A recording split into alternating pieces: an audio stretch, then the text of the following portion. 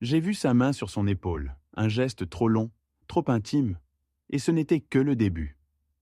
La salle de sport bougeait comme une mer en furie. Cris, haltères qui s'écrasent, métal qui grince. J'étais appuyé contre le mur, les yeux fixés sur elle qui riait. Ses yeux brillaient, mais pas pour moi. Sa paume glissa le long de sa taille, comme si c'était naturel. Elle ne se recula pas. Elle ne remarqua même pas ma présence. Mon pouls restait régulier, ma respiration lente. J'avais l'habitude d'attendre un coup de feu dans l'obscurité, d'entendre les pas de l'ennemi derrière un mur. Mais là, chaque bruit semblait plus fort. Le fer qui tombe sur le sol caoutchouté, la musique hurlante des enceintes. Un cri, encore une. Je fis un pas en avant. Un instant, il me vit. Son sourire ne faiblit pas, au contraire. Il s'élargit, presque provocateur. Ses yeux à elle, eux, tombèrent vers le sol. Elle savait. « Salut » dit-il fort, pour que tout le monde entende. « Ta femme progresse vite ?» Une vraie athlète. Je le fixais droit dans les yeux. Je ne disais rien. Mon silence portait une menace qu'il n'était pas encore capable de lire. Un haltère s'écrasa près de nous. Quelqu'un jura. La foule formait un cercle invisible, sans bouger. L'espace se rétrécissait. J'entendais mon cœur battre comme un tambour sourd. Je me tournai vers elle. « On rentre ?» Ma voix était presque calme. Elle entr'ouvrit les lèvres, comme pour s'expliquer, mais aucun mot n'en sortit. Lui posa sa main sur son coude. Un geste minuscule, mais qui me trancha les yeux comme une lame. Je sortis le premier. La porte de la salle claqua derrière moi, laissant le vacarme enfermé à l'intérieur. Dehors, l'air froid me brûlait les poumons. Je marchais dans la rue et soudain je compris. Ce n'était pas un hasard, ni un malentendu. C'était une pièce de théâtre, et on m'avait donné le rôle du spectateur silencieux. Alors je me suis demandé, quand tout avait-il commencé ? Quand la fissure dans son regard s'était-elle changée en gouffre ? Quand avais-je cessé d'être celui qu'elle regardait comme elle venait de le regarder, lui ? J'ai commencé à réfléchir à quand tout avait commencé. J'ai vu sa main sur son épaule, un geste trop long, trop intime. Et ce n'était que le début. La salle de sport bougeait comme une mer en furie. Cris, haltères qui s'écrasent, métal qui grince. J'étais appuyé contre le mur, les yeux fixés sur elle qui riait. Ses yeux brillaient, mais pas pour moi. Sa paume glissa le long de sa taille, comme si c'était naturel. Elle ne se recula pas. Elle ne remarqua même pas ma présence. Mon pouls restait régulier, ma respiration lente. J'avais l'habitude d'attendre un coup de feu dans l'obscurité, d'entendre les pas de l'ennemi derrière un mur. Mais là, chaque bruit semblait plus fort. Le fer qui tombe sur le sol caoutchouté, la musique hurlante des enceintes. Un cri, « Encore une !» Je fis un pas en avant. Un instant, il me vit. Son sourire ne faiblit pas. Au contraire, il s'élargit, presque provocateur. Ses yeux à elle, eux, tombèrent vers le sol. Elle savait. « Salut !» dit-il fort, pour que tout le monde entende. « Ta femme progresse vite, une vraie athlète. » Je le fixais droit dans les yeux. Je ne disais rien. Mon silence portait une menace qu'il n'était pas encore capable de lire. Un haltère s'écrasa près de nous. Quelqu'un jura. La foule formait un cercle invisible, sans bouger. L'espace se rétrécissait. J'entendais mon cœur battre comme un tambour sourd. Je me tournai vers elle. « On rentre ?» Ma voix était presque calme. Elle entr'ouvrit les lèvres, comme pour s'expliquer, mais aucun mot n'en sortit. Lui posa sa main sur son coude. Un geste minuscule, mais qui me trancha les yeux comme une lame. Je sortis le premier. La porte de la salle claqua derrière moi, laissant le vacarme enfermé à l'intérieur. Dehors, l'air froid me brûlait les poumons. Je marchais dans la rue et soudain je compris, ce n'était pas un hasard ni un malentendu. C'était une pièce de théâtre, et on m'avait donné le rôle du spectateur silencieux. Alors je me suis demandé, quand tout avait-il commencé ? Quand la fissure dans son regard s'était-elle changée en gouffre ?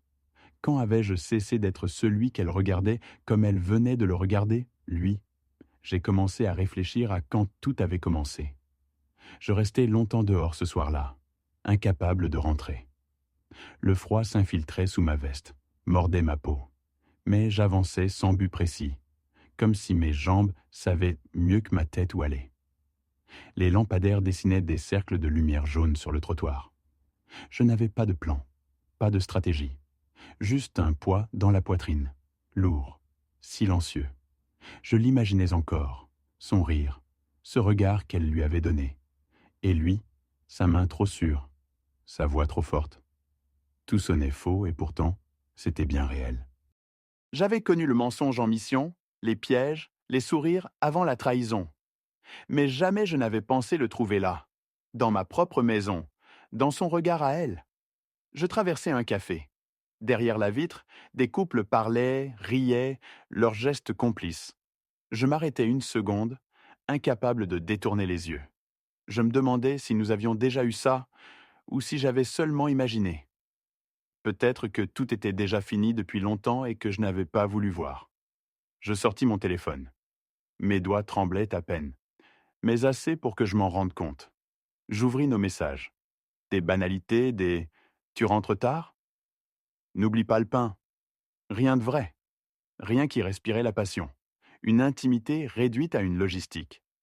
Je rangeais le téléphone. Pas de colère encore. Juste un vide qui grandissait. Le lendemain, j'allais au même club, comme si de rien n'était. La salle résonnait des mêmes bruits. Fer, sueur, voix. Je les vis. Ensemble, dans un coin, il ajustait sa position, ses mains sur ses hanches. Elle riait encore. Je restais en retrait, observant. C'était une habitude vieille de plusieurs vies, analysée sans être vue. Ses yeux à lui brillaient trop, ses gestes trop appuyés. Elle, au contraire, avait un rire plus aigu, presque nerveux. Pas celui que je connaissais, pas celui qu'elle m'offrait autrefois dans la cuisine, quand elle renversait du vin exprès sur la table. Je notais chaque détail. Un souffle trop long, une main qui reste, un regard qui fuit. Mes compétences ne servaient plus contre des ennemis armés, mais face à cette vérité minuscule, domestique. Et pourtant, c'était plus douloureux que n'importe quel champ de bataille. « Tu ne fais pas ton programme aujourd'hui ?» demanda un des coachs, un autre, un simple collègue du gamin. Pas envie. J'avais dit ça d'une voix neutre, mais mes yeux ne le quittaient pas. Lui. Le coach haussa les épaules. Je me remis à courir doucement sur le tapis, juste assez pour rester. Juste assez pour voir. Le soir, à table, elle me parla de sa journée. Sa voix coulait, tranquille. Elle évitait mon regard. « Tu avais l'air occupé au club, » dis-je. Un silence. Puis un sourire, rapide, forcé. « Oui, il m'aide à progresser. Tu sais, je veux vraiment retrouver la forme. » Je hochai la tête. Rien d'autre. Elle reprit son assiette, comme si ma question n'avait jamais existé. À ce moment-là, un souvenir m'écrasa. Kaboul, une nuit étouffante. Un de mes camarades qui jurait que tout allait bien, que la mission était claire. Mais ses yeux avaient glissé. 2 jours après, on tombait dans une embuscade. J'avais survécu. Lui, non. Le même décalage. Les mêmes signes minuscules. Et moi, encore une fois, je refusais de voir jusqu'à ce qu'il soit trop tard. Dans la chambre, elle s'endormit vite, dos tourné. Sa respiration régulière emplissait le silence. J'étais allongé, les yeux ouverts. La lune dessinait une ligne pâle sur le sol. Je me demandais, est-ce que je voulais vraiment savoir ? Est-ce que je préférais ce doute, cette fissure, plutôt que la certitude de l'effondrement ? Je me levai sans bruit, pris son téléphone posé sur la table. Mon doigt resta suspendu au-dessus de l'écran. Je pouvais. J'avais toutes les raisons. Mais je le reposai doucement. Non, pas encore. Je devais comprendre autrement. Pas comme un mari jaloux, comme un soldat qui sait attendre le bon moment. Et pour la première fois depuis longtemps, je sentis quelque chose bouger en moi. Pas de rage, pas de désespoir. Une résolution froide. Je n'allais pas me précipiter. Pas cette fois. Je me réveillais avant l'aube. L'habitude ne m'avait jamais quitté. L'œil ouvert avant le premier bruit, le corps tendu avant le jour. Mais cette fois, ce n'était pas la mission qui me tirait du sommeil. C'était elle. Son dos tourné, sa respiration tranquille, trop tranquille, comme une façade. Je restais immobile, comptant chaque inspiration. Puis je me levai, glissai mes pieds dans mes chaussures et sortis de la chambre. Dans le salon, la lumière bleutée de son ordinateur portable s'éteignait brusquement. Elle l'avait laissé en veille. L'écran réclama un mot de passe. J'esquissai un sourire amer. Bien sûr, elle avait commencé à verrouiller ses secrets. Je fis du café, noir, amer. Le liquide brûlait ma gorge, mais il m'aidait à rester concentré. La veille, j'avais décidé de ne pas toucher à son téléphone. Mais aujourd'hui, j'allais commencer autrement. Je n'étais pas jaloux. Je n'étais pas blessé. J'étais en opération. Au club, je choisis ma position. Pas au hasard. Un angle mort des caméras, mais avec une vue parfaite sur eux. Elle courait sur le tapis. Lui, près d'elle, feignait de donner des instructions. J'observais la distance entre leurs corps. Trop proches. Leurs regards. Trop longs. Je pris des notes mentales. Leurs horaires. Leurs pauses. À quel moment ils se retrouvaient seuls? Les habitudes se dessinaient comme une carte d'embuscade. À un moment, il passa derrière elle, corrigeant sa posture. Sa main effleura sa taille, ses hanches. Je serrai la mâchoire. Personne d'autre ne réagit. La salle entière vivait dans le bruit et la sueur, aveugle à ce qui se jouait devant moi. Je descendis de la machine, m'approchai. « Tu as fini ?» Ma voix coupa net. Elle sursauta. Ses joues s'empourprèrent. « Oui. » « Presque ?» Lui, il me regarda avec un sourire en coin. « Ta femme est vraiment déterminée. Rare de voir ça. » J'inclinai la tête. Un geste minuscule, mais mes yeux restèrent plantés dans les siens une seconde de trop. Assez pour qu'il comprenne que je ne jouais pas à ce jeu. Je sortis, laissant derrière moi la chaleur étouffante du club. L'après-midi, je rencontrai Mathieu, un ancien camarade de régiment devenu détective privé. On s'était retrouvés par hasard 2 mois plus tôt. Il avait gardé la même manière de s'asseoir, jambes écartées, dos droit, regard qui ne lâchait rien. « Tu crois qu'elle te trompe ?» demanda-t-il sans détour, après m'avoir écouté. Je baissai la tête. « Je ne crois pas. Je sais. Mais je veux des preuves. Pas une scène de jalousie. Pas une dispute inutile. Je veux la vérité, et je veux qu'il la voie sans tomber. » Il hocha lentement la tête. « Tu as changé. Avant, tu aurais déjà cassé la gueule du gamin. » Un mince sourire me traversa. « Justement, c'est fini ça. Je ne frappe plus dans le vide. » Nous convînmes d'un plan. Observation discrète. Pas d'affrontement immédiat. Collecter, patienter. J'avais mené des missions entières dans l'ombre, attendant des semaines pour une seule action. J'étais prêt à refaire la même chose. Le soir, je rentrais plus tard. Elle était à la cuisine, les écouteurs dans les oreilles. Elle retira un côté quand elle me vit. « Tu rentres tard. »« Oui, » répondis-je simplement. Elle me détailla une seconde, puis détourna les yeux vers la casserole. Pas une question, pas une inquiétude. Comme si mon absence ne signifiait plus rien. Je restais dans l'encadrement, l'observant. Ses épaules, ses gestes précis, ses cheveux relevés, tout ce que j'avais aimé chez elle. Et pourtant, tout sonnait creux, comme une copie de notre vie d'avant. Un instant, j'eus envie de lui poser la question frontalement. C'est lui ? Mais je ravalerai les mots. Pas encore. Pas sans la lame froide des preuves. La nuit suivante, je fis ma première micro-revanche. Rien de violent, juste une graine. Elle avait laissé son sac dans le salon. Dedans, sa serviette de sport, une bouteille d'eau et une petite carte d'abonnement supplémentaire.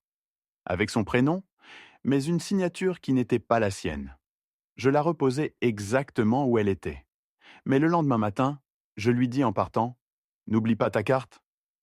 Elle me regarda, figée, une seconde trop longue. « Oui, bien sûr. » Et je partis, un goût métallique sur la langue. Je n'étais plus seulement le mari trompé. Je redevenais ce que j'avais toujours été, un soldat. Chaque geste devenait un calcul, chaque silence, une arme. Je savais une chose désormais. Je n'attendrais pas qu'elle m'avoue. J'allais les forcer à se trahir, devant tout le monde. Et pour la première fois depuis des semaines, je sentis la peur changer de camp. Je me réveillais avant l'aube. L'habitude ne m'avait jamais quitté. L'œil ouvert avant le premier bruit, le corps tendu avant le jour. Mais cette fois, ce n'était pas la mission qui me tirait du sommeil. C'était elle, son dos tourné, sa respiration tranquille, trop tranquille, comme une façade. Je restais immobile, comptant chaque inspiration. Puis je me levai, glissai mes pieds dans mes chaussures et sortis de la chambre. Dans le salon, la lumière bleutée de son ordinateur portable s'éteignait brusquement. Elle l'avait laissé en veille. L'écran réclama un mot de passe. J'esquissai un sourire amer. Bien sûr, elle avait commencé à verrouiller ses secrets. Je fis du café, noir, amer. Le liquide brûlait ma gorge, mais il m'aidait à rester concentré. La veille, j'avais décidé de ne pas toucher à son téléphone. Mais aujourd'hui, j'allais commencer autrement. Je n'étais pas jaloux. Je n'étais pas blessé. J'étais en opération. Au club, je choisis ma position. Pas au hasard. Un angle mort des caméras, mais avec une vue parfaite sur eux. Elle courait sur le tapis. Lui, près d'elle, feignait de donner des instructions. J'observais la distance entre leurs corps. Trop proche. Leurs regards. Trop long. Je pris des notes mentales. Leurs horaires, leurs pauses. À quel moment ils se retrouvaient en seuls. Les habitudes se dessinaient comme une carte d'embuscade. À un moment, il passa derrière elle, corrigeant sa posture. Sa main effleura sa taille, ses hanches. Je serrai la mâchoire. Personne d'autre ne réagit. La salle entière vivait dans le bruit et la sueur, aveugle à ce qui se jouait devant moi. Je descendis de la machine, m'approchai. « Tu as fini ?» Ma voix coupa net. Elle sursauta. Ses joues s'empourprèrent. « Oui, presque. » Lui, il me regarda avec un sourire en coin. « Ta femme est vraiment déterminée. Rare de voir ça. » J'inclinai la tête. Un geste minuscule, mais mes yeux restèrent plantés dans les siens une seconde de trop. Assez pour qu'il comprenne que je ne jouais pas à ce jeu. Je sortis, laissant derrière moi la chaleur étouffante du club. L'après-midi, je rencontrai Mathieu, un ancien camarade de régiment devenu détective privé. On s'était retrouvés par hasard 2 mois plus tôt. Il avait gardé la même manière de s'asseoir, jambes écartées, dos droit, regard qui ne lâchait rien. « Tu crois qu'elle te trompe ?» demanda-t-il sans détour, après m'avoir écouté. Je baissai la tête. « Je ne crois pas. Je sais. Mais je veux des preuves. Pas une scène de jalousie. Pas une dispute inutile. Je veux la vérité, et je veux qu'il la voie tomber. » Il hocha lentement la tête. « Tu as changé. Avant, tu aurais déjà cassé la gueule du gamin. » Un mince sourire me traversa. « Justement, c'est fini ça. Je ne frappe plus dans le vide. Nous convînmes d'un plan. Observation discrète. Pas d'affrontement immédiat. Collecter, patienter. J'avais mené des missions entières dans l'ombre, attendant des semaines pour une seule action. J'étais prêt à refaire la même chose. Le soir, je rentrais plus tard. Elle était à la cuisine, les écouteurs dans les oreilles. Elle retira un côté quand elle me vit. « Tu rentres tard. »« Oui, » répondis-je simplement. Elle me détailla une seconde, puis détourna les yeux vers la casserole. Pas une question, pas une inquiétude. Comme si mon absence ne signifiait plus rien. Je restais dans l'encadrement, l'observant.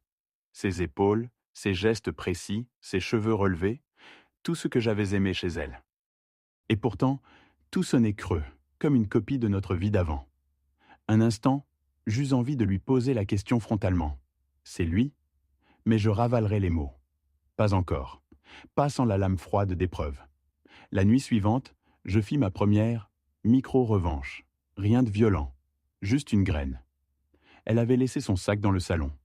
Dedans, sa serviette de sport, une bouteille d'eau et une petite carte d'abonnement supplémentaire. Avec son prénom, mais une signature qui n'était pas la sienne. Je la reposai exactement où elle était. Mais le lendemain matin, je lui dis en partant, « N'oublie pas ta carte. » Elle me regarda, figée, une seconde trop longue. « Oui, bien sûr. » Et je partis, un goût métallique sur la langue. Je n'étais plus seulement le mari trompé, je redevenais ce que j'avais toujours été, un soldat. Chaque geste devenait un calcul, chaque silence, une arme. Je savais une chose désormais, je n'attendrais pas qu'elle m'avoue. J'allais les forcer à se trahir, devant tout le monde. Et pour la première fois depuis des semaines, je sentis la peur changer de camp. Je croyais être prêt. Je croyais avoir repris le contrôle. Mais rien ne préparait à la brutalité de l'humiliation. C'était un vendredi soir. La salle de sport était bondée, pleine de jeunes, de sueur et de musique.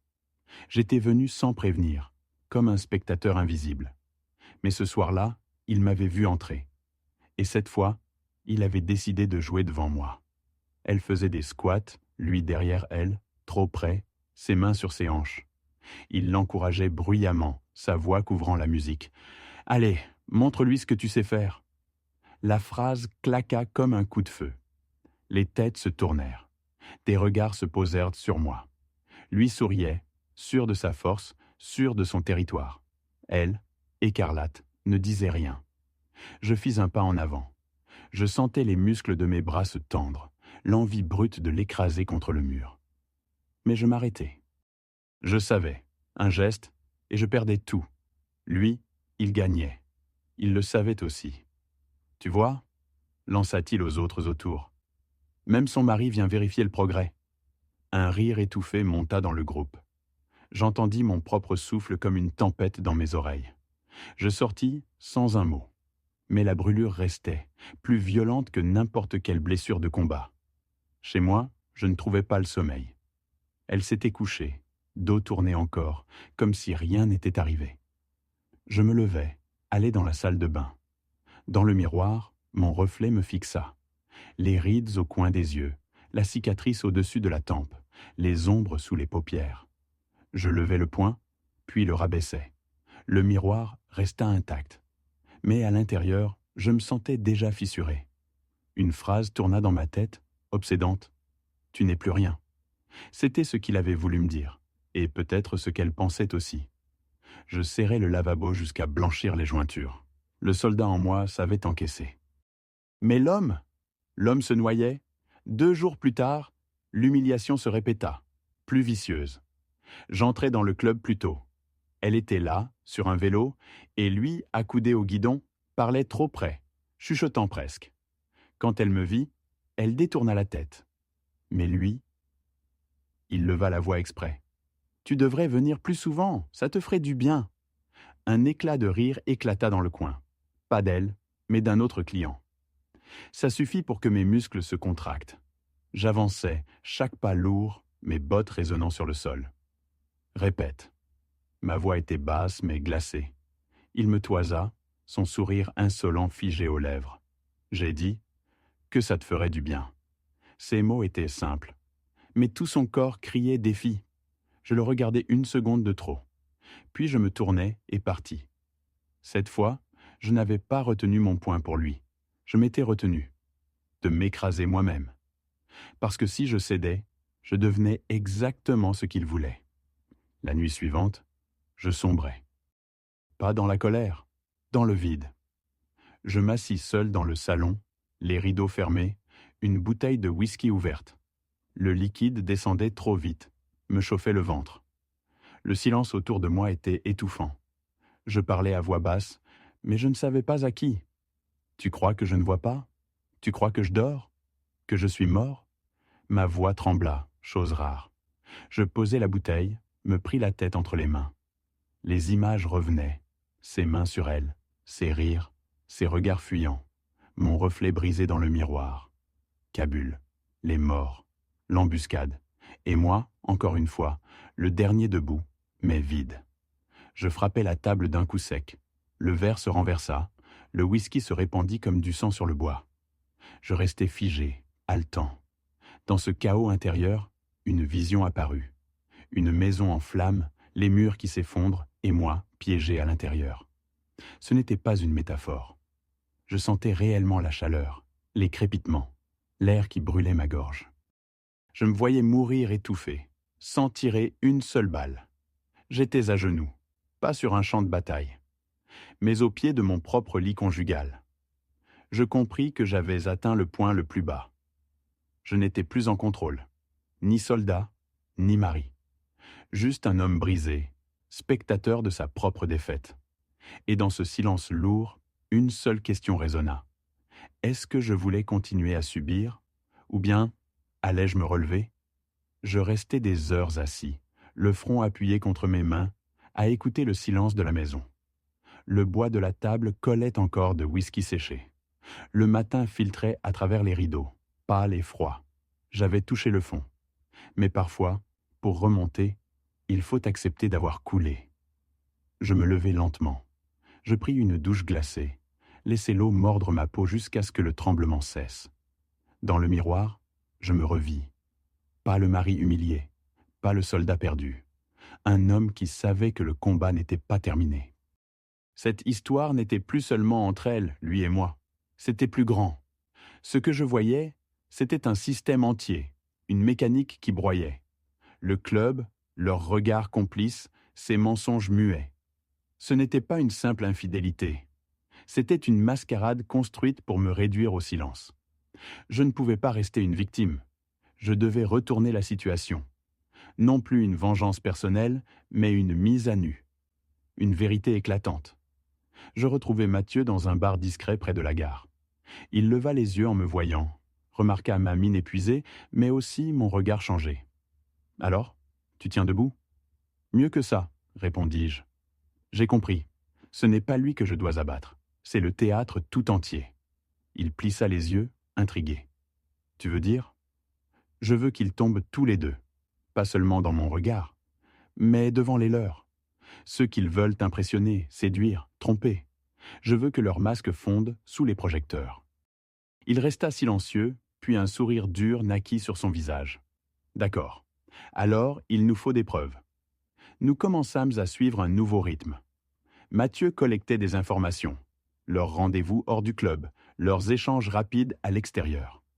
De mon côté, j'observais leurs habitudes. Je notais les jours où elle rentrait plus tard, les excuses qu'elle inventait. Un soir, en fouillant dans ses affaires, je tombais sur une enveloppe pliée dans sa veste. Dedans, un reçu de restaurant, 2 couverts.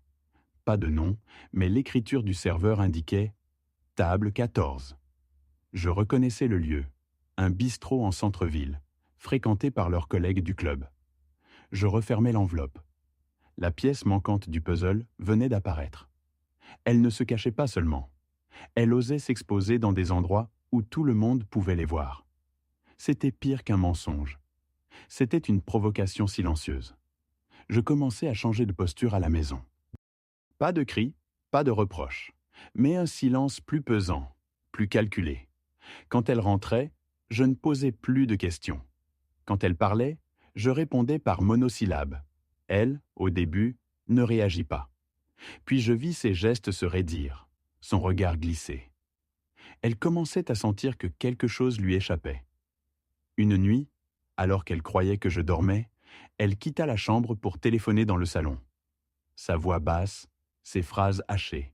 « Non, pas ce soir. » Il doute ? Oui, je sais. Mais bientôt.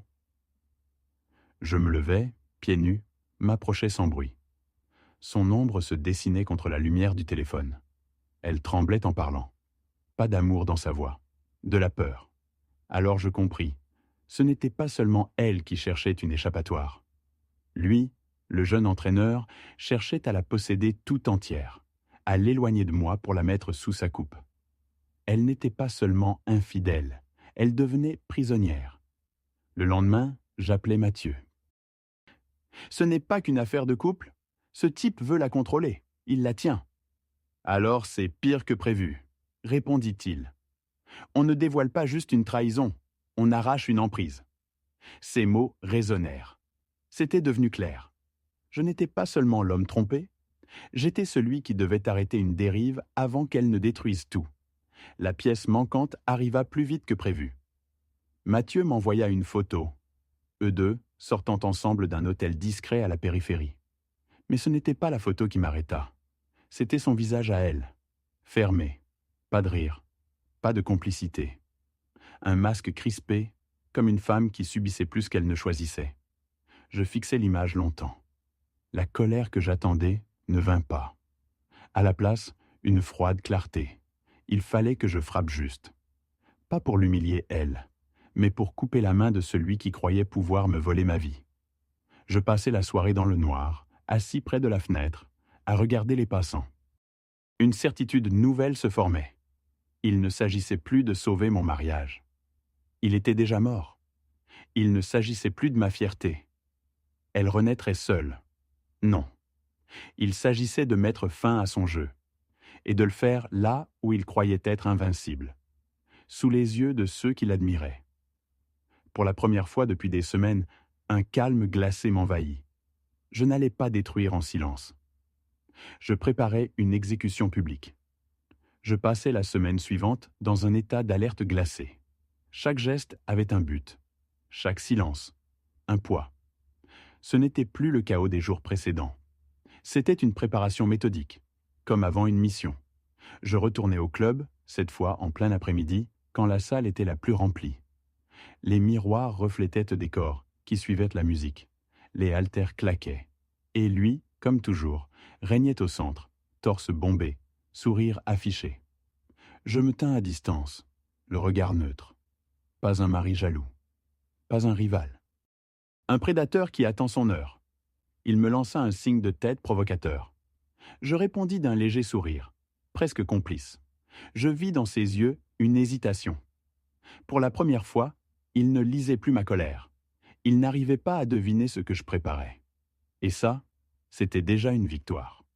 Le soir, je retrouvai Mathieu dans un appartement discret qu'il utilisait comme planque. Il avait étalé sur la table des photos, des notes, des relevés. Il ne se cache plus, dit-il en me montrant une série d'images. Mais regarde son visage. Elle n'est pas libre. Je m'assis, étudiant chaque détail. Les épaules crispées, le regard fuyant, les lèvres serrées. Oui, elle riait quand il la tenait devant les autres. Mais seule, elle se refermait. C'est un gamin, dis-je, mais il sait manipuler. Elle croit qu'elle contrôle. En vérité, elle est déjà piégée. Mathieu me fixa. Tu comptes faire quoi? Je pris une inspiration. Pas de violence, pas de coups bas. Je vais utiliser ce qu'il aime le plus, la foule. Il vit pour l'admiration. Je vais l'étouffer sous leurs yeux. Un silence, puis Mathieu hocha la tête. Alors il nous faut un témoin, ou plusieurs. 2 jours plus tard, j'entamai la seconde étape. J'avais remarqué une jeune femme au club, Claire, qui regardait souvent le coach avec une méfiance visible. J'attendis le bon moment, près des casiers. « Il te plaît pas, hein ?» murmurai-je en m'asseyant près d'elle. Elle me dévisagea, surprise. Lui, pfff, il se croit irrésistible. Il drague tout ce qui bouge. Je hochai la tête. Tu n'es pas la seule à le voir. Elle hésita, puis ajouta. J'ai vu ta femme avec lui. Je suis désolé. Je la fixai, droit dans les yeux. Tu verras bientôt qui il est vraiment, mais j'aurai besoin que tu sois là. Elle resta muette, mais je lus dans son regard une flamme. Pas de la pitié, de la curiosité, peut-être même un désir de justice. Le plan prit forme. J'avais choisi un moment précis, une soirée spéciale au club, un entraînement collectif ouvert au public avec musique, projecteurs et caméras pour les réseaux sociaux. Lui adorait ces moments, se mettant au centre comme un coq entouré de ses disciples. C'était là que je le briserais. Je préparais mon corps. Pas pour me battre, mais pour dominer. Course, poids, mouvement. Chaque matin, chaque soir. Non pas pour elle, pas pour lui, pour moi. Je voulais que, ce jour-là, mon calme soit plus tranchant que n'importe quel cri. À la maison, elle sentit le changement. Elle me regardait différemment, méfiante. Une fois, elle tenta « Tu es distant. Tu m'en veux ?» Je répondis simplement « Je réfléchis. » Elle détourna les yeux. Elle savait. Elle ne savait pas quoi, mais elle sentait que le sol se fissurait sous ses pieds. Mathieu me donna un dernier conseil la veille de l'événement. Ne cherche pas la victoire. Cherche le silence après. S'il parle, tu as perdu. S'il fuit, tu as gagné. Ces mots restèrent dans ma tête toute la nuit. Je me couchai tard, le cœur stable. Pour la première fois depuis des mois, je dormis sans cauchemar. Le lendemain, en enfilant ma veste, je sus que l'heure était venue. Je n'allais pas frapper. J'allais exposer. Et quand les projecteurs s'allumeraient, Il n'aurait plus où se cacher. 6 mois ont passé. Le club a fermé ses portes, vitrines vides, miroirs recouverts de poussière. Les affiches de ses séances spéciales se décollent, fanées par le soleil. Lui, l'entraîneur qui se croyait intouchable, a disparu des réseaux, éclipsé, réduit au silence. Elle a quitté la maison. J'ai laissé ses affaires dans des cartons, devant la porte, un matin d'hiver. Je n'ai pas attendu qu'elle vienne. J'ai juste fermé derrière moi. Depuis, mes journées reprennent un rythme que je croyais perdu. Courir à l'aube, respirer l'air froid, sentir mes muscles redevenir miens. Pas pour impressionner, pas pour rattraper, juste pour être debout. Parfois, en passant devant le club fermé, je m'arrête. Les vitres noircies me renvoient mon reflet. Un homme seul, mais debout. Pas un survivant, pas une victime, juste un homme qui a choisi de ne plus subir. Je reste là quelques secondes, puis je repars sans me retourner.